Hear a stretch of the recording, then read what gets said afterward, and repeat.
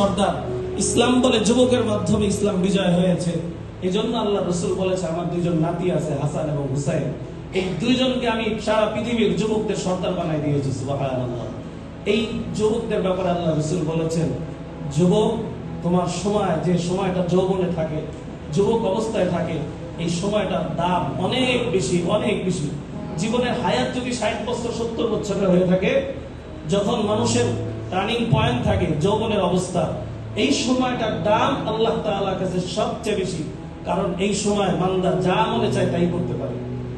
যদি যে ধর্মেরই মানুষ হোক না কেন, সে যদি চায় এই সময় আমি আমার জীবনটাকে ধর্মের দিক দিয়ে আগায় নিব, সে চাইলে তাই করতে পারে। সে যদি মনে করে না আমি ধর্মের দিকে নিব না, আমি খারাপের দিকে নিব, সে চাইলে তাই করতে পারে। এই জন্য এই সময়ের দাম এত বেশি যে এই সময় কেউ চাইলে আল্লাহ ওয়ালাও হতে পারে, ধর্মের দিক থেকে আগাইতে পারে। যদি এই সময়টাকে যদি আমরা নিয়ন্ত্রণ করতে পারি, আমরা গুনাহ থেকে বাঁচতে পারি, আমরা যদি আদর্শিক সন্তান হতে পারি, পিতামাতা, টিচারদের সবার কাছ থেকে আমরা অবক্ষয় হবে না, আমাদের সমাজের বা আমাদের চরিত্রের কোনো অবক্ষয় হবে না, আমরা কোনো নেশার মধ্যে ডুববো না। নেশা এই মানুষগুলোরই বেশি ধরে যে সময় যৌবন অবস্থায় পড়ে, মানুষ নেশার কারণে আস্তে আস্তে ধ্বংস হয়ে যায়।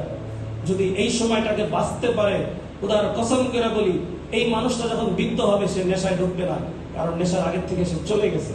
আজকে নেশা আমাদের চরিত্র নষ্ট করার প্রধান কারণ হয়ে দাঁড়াইছে। আর চরিত্রের নষ্টের সবচেয়ে বড় নজির আমরা দেখলাম আমাদের এই 2-1 দিন আগের রামিসার হত্যা, শুধু নেশার কারণে। এক নেশা তার জীবনটাকে, ওই ব্যক্তির জীবনটাকে এতটাই খারাপের দিকে নিছে, যার একটা 8 বছরের বাচ্চা তার কাছ থেকে রেহাই পায় নাই।